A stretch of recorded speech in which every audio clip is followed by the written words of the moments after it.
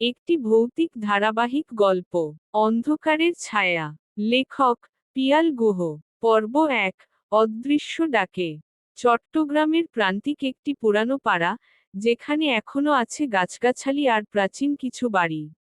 সেই পাড়ার শেষ দিকেই 6 মাস ধরে একটি পুরনো, তছনছ বাড়ি ফেলে রাখা আছে। বাড়ির নাম অলস বাগান। বাড়িটির চারপাশে গুঞ্জন ছিল, রাত হলে অদ্ভুত আওয়াজ, ছায়ার নাচ।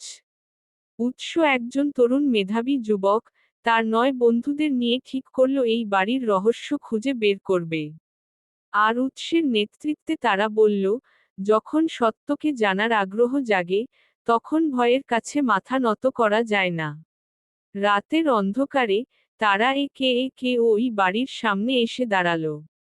উৎস হাতে নিয়ে এসেছিল মণিপুরী প্রদীপ আর কয়েকটা ধূপবাতি। আমাদের ভয় পেতে হবে না, কারণ আমরা একসাথে, উৎস বলল।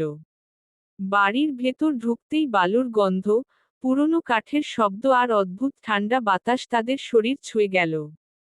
হঠাৎ কোথাও থেকে এল দুর্বোধ্য মূর্ছনা।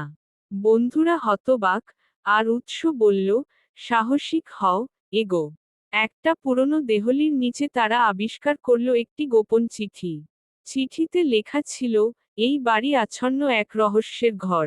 যে রহস্য জানবে, তার জীবন বদলে যাবে। বন্ধুরা একে অন্যের দিকে তাকালো। উৎস বলল, আমাদের এই রহস্য উন্মোচন করতে হবে। চলবে। পরবর্তী পর্বের জন্য অপেক্ষা করুন।